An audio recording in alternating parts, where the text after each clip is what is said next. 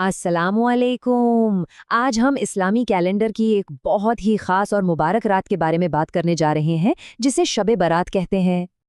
देखिए, ये कोई आम रात नहीं है। ये एक ऐसी रात है जिसमें माफ़ी मिलती है, जिसमें रहमत बरसती है। और सबसे बढ़कर ये वो रात है जब आने वाले साल के लिए हमारी तकदीरों के फैसले होते हैं। तो चलिए आज इस मुबारक रात की गहराई को समझने की कोशिश करते हैं। तो सबसे पहले आइए ये समझते हैं कि आखिर इस लफ्ज़ शब बारात का मतलब क्या है। देखिए, ये लफ्ज़ फ़ारसी ज़बान से आया है।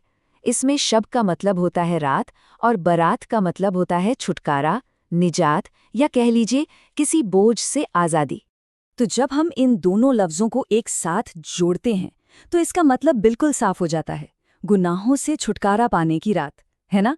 एक ऐसा मौका जो हमें पाक साफ होने के लिए दिया गया है। और ये मुबारक रात आती कब है?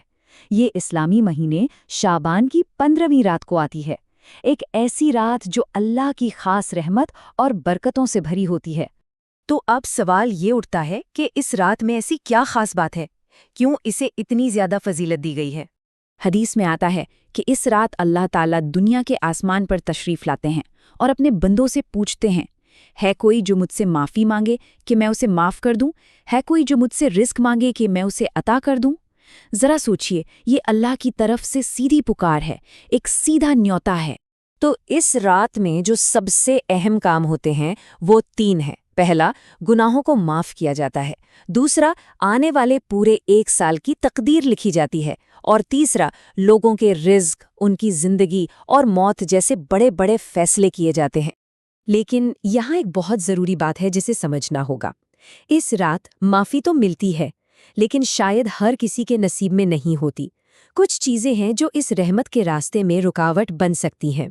कहा जाता है कि कुछ लोगों की माफ़ी रोकी जा सकती है, जैसे वो लोग जो अल्लाह के साथ किसी और को शरीक करते हैं, यानी शिर्क करते हैं, या फिर वो लोग जिनके दिल में किसी के लिए नफ़रत, दुश्मनी या कीना भरा हुआ है, और वो भी जो अपने खूनी रिश्तों को तोड़ देते हैं। तो दिल को साफ करना इस रात की पहली शर्त है। चलिए अब आगे बढ़ते हैं और इस पर बात करते हैं कि हम इस कीमती रात से ज़्यादा फ़ायदा कैसे उठा सकते हैं। इस रात के लिए कुछ खास इबादतों की सलाह दी जाती है।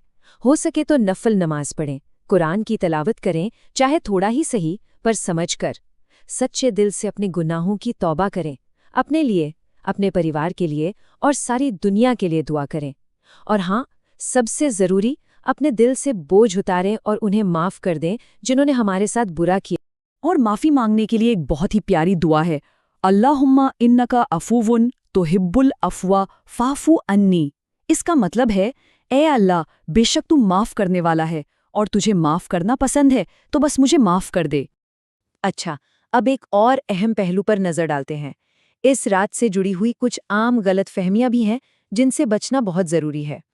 अक्सर देखा गया है कि कुछ काम इस रात की रूहानियत से हमारा ध्यान भटका देते हैं, जैसे कि आतिशबाजी करना या सारा ध्यान सिर्फ हलवा और ख़ास पकवान बनाने पर लगा देना, या फिर इन कीमती घंटों को फजूल की बातों में बर्बाद कर देना।